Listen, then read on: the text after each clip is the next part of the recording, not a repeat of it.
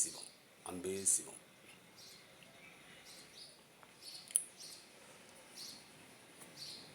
ஒவ்வொருத்தரும் தன்னை தேடி தான் இந்த பூமிக்கு வராங்க. ஒவ்வொருத்தரும் தன்னை தேடி தான் இந்த பூமிக்கு வராங்க.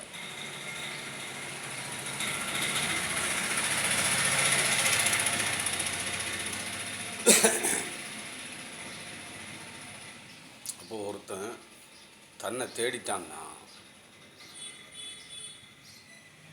அதுக்கு பிறகு வெளியே தேட மாட்டான்.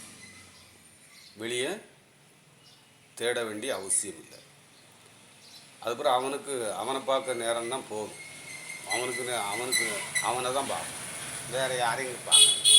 அவனை பார்த்தா உலகத்தையே பார்த்தது மாதிரி, அவனை பார்த்தா உலகத்தையே பார்த்தது மாதிரி. அதனால் அவன் வேறு எங்கேயும் பார்க்க வேண்டிய அவசியம் இல்லை.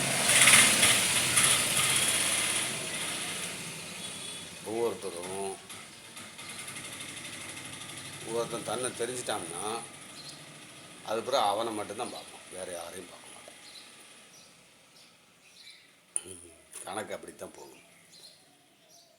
ஆமாம்.